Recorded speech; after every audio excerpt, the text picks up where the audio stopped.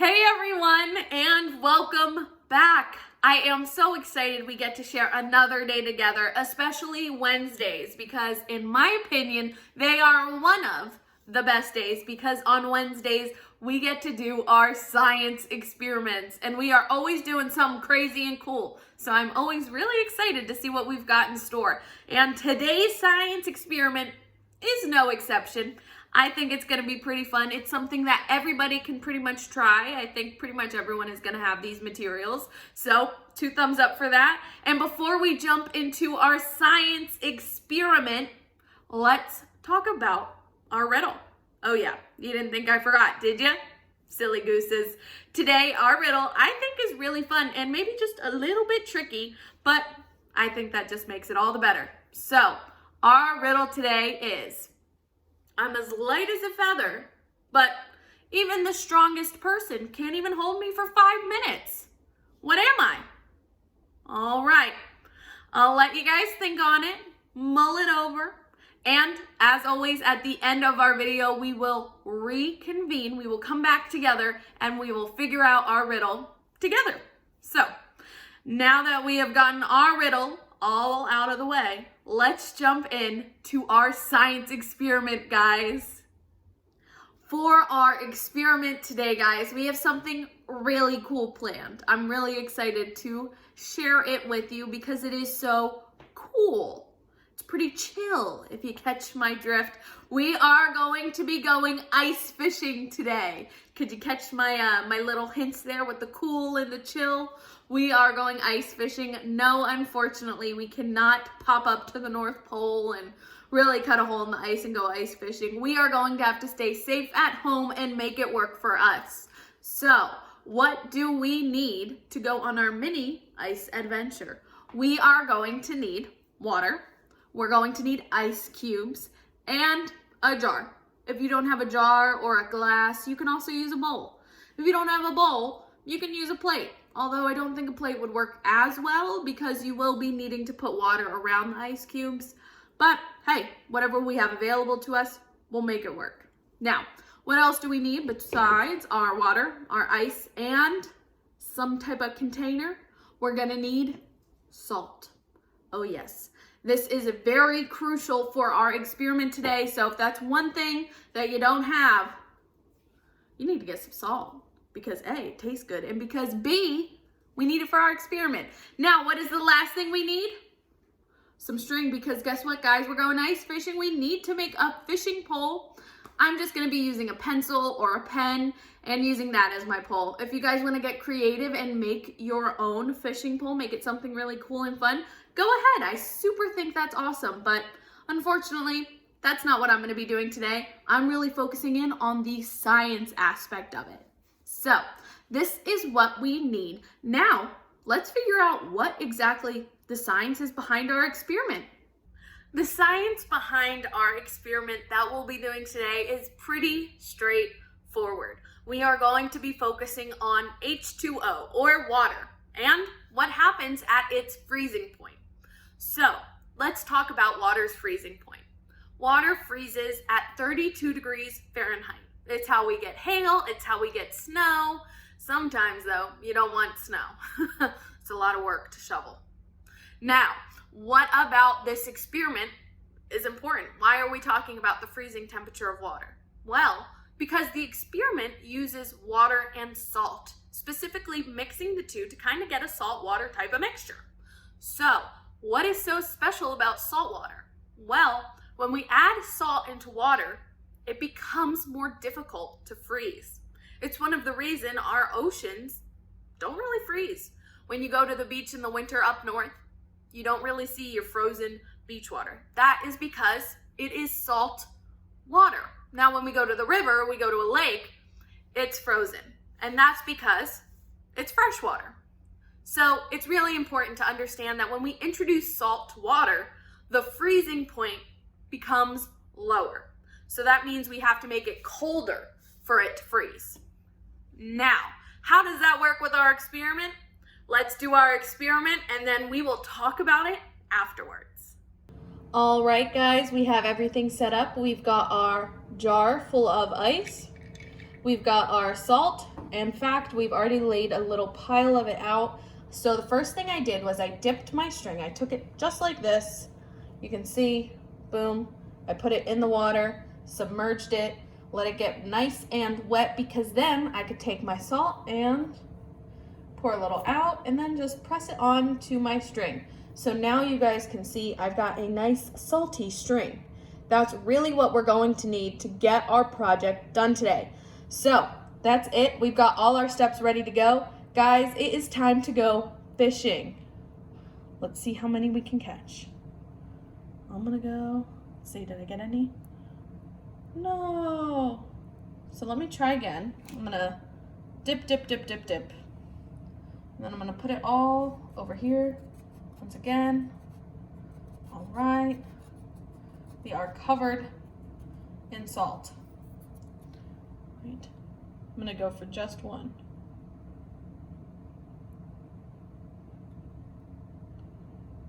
Maybe I'll go for two. I'm being ambitious now. Oh no, maybe I'll go for three. Ah! And I did it! We've got catch number one. And you can see it already fell off and broke back in. I'm gonna give it one more try for you guys, so let's do it. I'm gonna submerge, right? That's our first step. Ooh. Be careful though, because it will stick to the side of the glass. All right, so we've got our water. We've already used a large majority of our salt pile. All right. I'm gonna let that sit and get nice and saute. You can see my little fishing rod. And then I'm gonna pop over here and grab some more ice cubes. Oh my gosh! That one went crazy. Oh no. So this way we have a little bit more of a fresh fish selection for you guys. All right, so now you see we've got our mason jar nice and full with some ice cubes. We've got our string all salted up. Now let's try it. Now I think the trick is to just let it sit there. I'm just maintaining the same level, the same type of deal. All right, now let's try. Aw, I think the new guys might be a little too heavy. I'm gonna try a trick. Now I'm gonna go back and I'm gonna try one last time. This time I'm gonna salt the top of the ice to see if I can get anything to stick.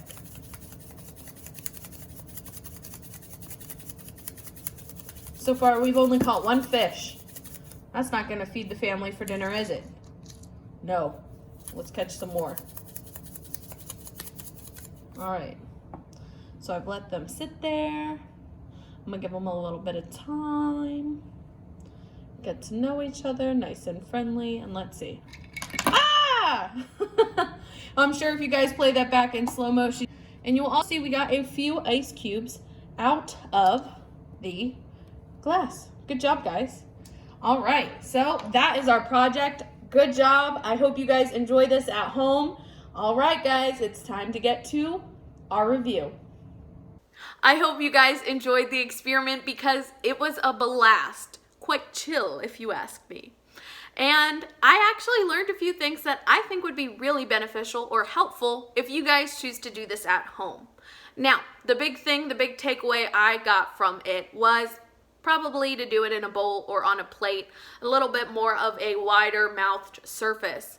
Because doing it in a glass, in my case, a glass mason jar, was extremely difficult. It didn't give the string much of a chance to attach to the ice to get anything up. You really had to make sure you were kind of positioning it rather than letting it happen naturally or organically. So it was a little bit more forced, but that's okay. We live, we learn, and now you guys know. So speaking of why our string wasn't attaching or was attaching, let's talk about the science behind that. So we talked before about how water freezes at 32 degrees Fahrenheit, right? And we talked about how when salt is introduced to that, it becomes even more of a challenge for water to freeze. So, do you think that had anything to do with our experiment today? I'd say so. When the salt connects with the ice cube, it melts it just a little bit, enough for the ice cube to kind of allow the string to get stuck in the ice cube. Although, as you guys saw, it was a little bit more difficult for our ice cubes to stick because they didn't have that time, or really that space. So they didn't stick on and really get into the ice. Rather, they just attached for a little bit of time and then fell off. But either way, still super cool that salt had the ability to melt to lower the freezing point of that water so our string could attach. Now that we've learned a little bit about our science, let's go do our positive action.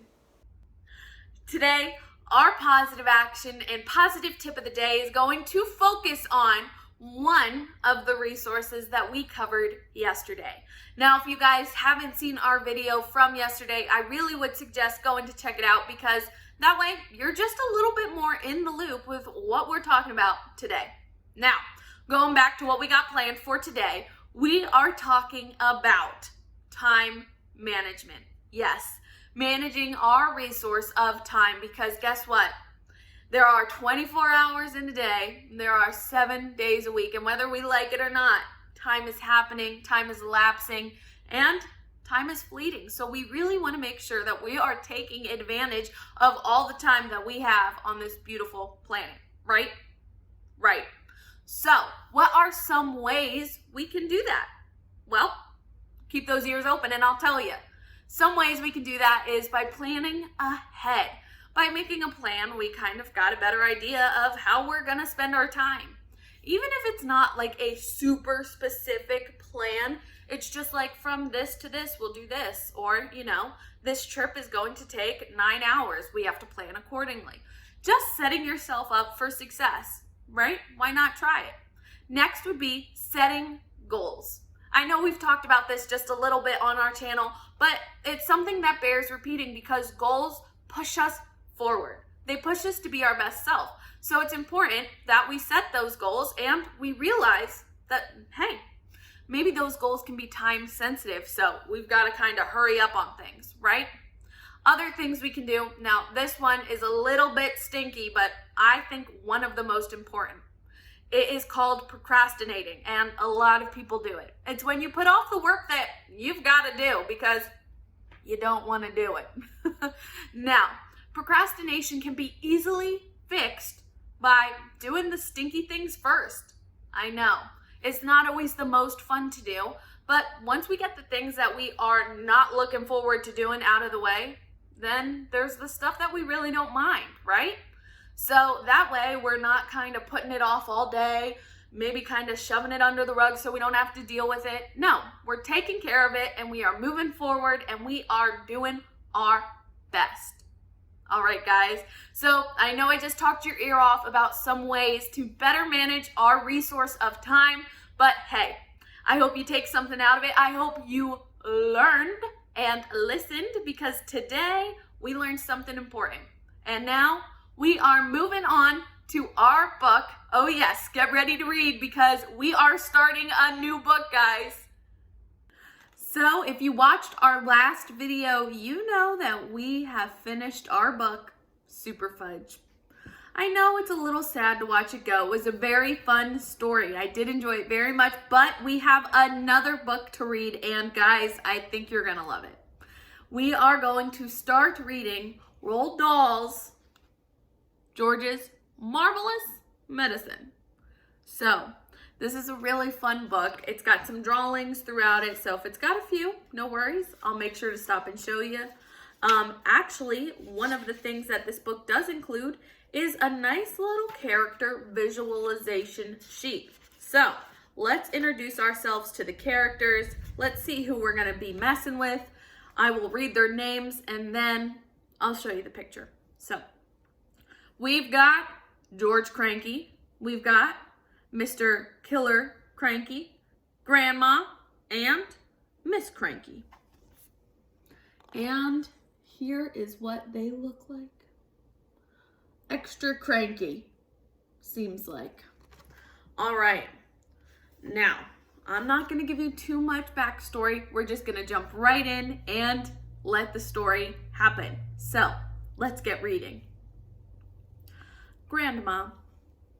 I'm going shopping in the village, George's mother said. to George on Saturday morning. So be a good boy and don't get up to mischief. This was a silly thing to say to a small boy at any time. It immediately made him wonder what sort of mischief he might get up to. And don't forget to give Grandma her medicine at 11 o'clock, the mother said. Then out she went, closing the door behind her. Grandma, who was dozing in her chair by the window, opened one wicked little eye and said, "Now you heard your mother, George. Don't forget my medicine." "No, Grandma," George said. "And just try to behave yourself for once," she says. "Yes, Grandma," George said. George was bored to tears. He didn't have a brother or a sister. His father was a farmer, and the farm they lived on was miles away from anywhere. So there were never any children to play with. He was tired of staring at pigs and hens and cows and sheep. He was especially tired of having to live in the same house as that grizzly old grunion of a grandma. Looking after her all by himself was hardly the most exciting way to spend a Saturday morning. "You can make me a nice cup of tea for a start," Grandma said to George. "That'll keep you out of mischief for a few minutes." "Yes, Grandma," George said. George couldn't help disliking Grandma. She was selfish, grumpy, and an old woman. She had pale brown teeth and a small puckered up mouth like a dog's bottom. "How much sugar in your tea today, Grandma?" George asked her. "1 spoon," she said. "And no milk." Most grandmothers are lovely, kind, helpful old ladies, but this one, she's not. She spent all day and every day sitting in her chair by the window, and she was always complaining, growling, grouching, grumbling, griping with something or other. Never once, even on her best days, had she smiled at George and said, "Well, how are you this morning, George?" Or, "Why don't you and I have a game of snakes and ladders?" Or, "How was school today?" She didn't seem to care about other people, only herself. She was a miserable old grouch. George went into the kitchen and made Grandma a cup of tea with a tea bag. He put 1 spoon of sugar into it and no milk. He stirred the sugar well and carried the cup into the living room. Grandma sipped the tea. "It's not sweet enough," she said. "Put more sugar in it." George took the cup back to the kitchen and added another spoonful of sugar. He stirred it again and carried it carefully to Grandma. "Where's the saucer?" she said. "I won't have a cup without a saucer." So George fetched her a saucer. All right, here is drawing number 1. Told you guys I wasn't going to hold out on you. All right. Grandma does not seem very kind. "And what about a teaspoon, if you please?" "Well, I've stored it for you, Grandma. I stirred it very well." "I'll stir my own tea, thank you very much," she said. "Now go fetch me a teaspoon." George fetched her a teaspoon. When George's mother or father were home, Grandma never ordered George about like this. It was only when she had him on her own that she began treating him badly. "You know what's the matter with you?" the old woman said, staring at George over the rim of the teacup with bright, wicked little eyes. "You're growing too fast. Boys who grow too fast become stupid and lazy." "But I can't help if I'm growing fast, Grandma," George said. "Of course you can," she snapped. "Growing is a nasty, childish habit." "But we have to grow, Grandma. If we didn't grow, we'd never be grown-ups." "Rubbish, boy, rubbish," she said. "Look at me. Am I growing?" "Certainly not." "But you did at one time, Grandma." "Only very little," the woman answered. "And I gave up growing when I was extremely small, along with the other nasty childish habits, like laziness and disobedience and greed and sloppiness and untidiness and stupidity. You haven't given up any of these things, have you?" "I'm still only a little boy, Grandma." "You're 8 years old," she snorted. "That's old enough to know better. And if you don't stop growing soon, it'll be too late. Too late for what, Grandma? It's ridiculous, she went on. You're nearly as tall as me already. George took a good look at Grandma. She certainly was a very tiny person. Her legs were so short, she had to have a footstool to put her feet on. And her head only came halfway up the back of the armchair. Daddy says it's fine for a man to be tall, George said. Don't listen to your daddy, Grandma said. Listen to me. But how do I stop myself from growing? George asked. Eat less chocolate, Grandma said. Does chocolate make you grow? It makes you grow the wrong way, she snapped. Up instead of down. Grandma sipped some tea, but never took her eyes off the little boy who stood before her. Never grow up, always down, she said. Yes, Grandma. And stop eating chocolate. Eat cabbage instead. Cabbage? Oh no, I don't like cabbage, George said. It's not what you like or what you don't like, Grandma snapped. It's what's good for you and what counts. From now on, you must eat cabbage 3 times a day, mountains of cabbage. And if it's got caterpillars on it, that's so much better. Ugh, George said. Caterpillars give you brains, the old woman said. Mommy washes them down the sink, George said. Whoa, sounds like Grandma is a piece of work. Hopefully she grows to be a little kinder because so far I'm not liking her energy. She seems to be quite rude to 8-year-old little George. So we'll see how that comes back. I'm very excited. It seems like it's going to be a quirky, silly little book. So make sure you tune back in tomorrow to catch the next part of our story. Now, before I say my goodbyes, it is time to talk about our riddle. So, are you guys ready? Do you remember our riddle? All right. Our riddle was, I'm as light as a feather, but the strongest person can not even hold me for 5 minutes. What am I? Did you think of it? It's a little tricky, but I think that's what makes them fun. The answer is your breath. Get it? Because even the strongest person in the world can't hold their breath forever, no matter how light it is. I thought that one was a little fun and just a little bit tricky. I hope you guys enjoyed our activities today and enjoyed starting our new book. So make sure to meet us back here tomorrow to read more. Thank you guys so much for watching. Bye!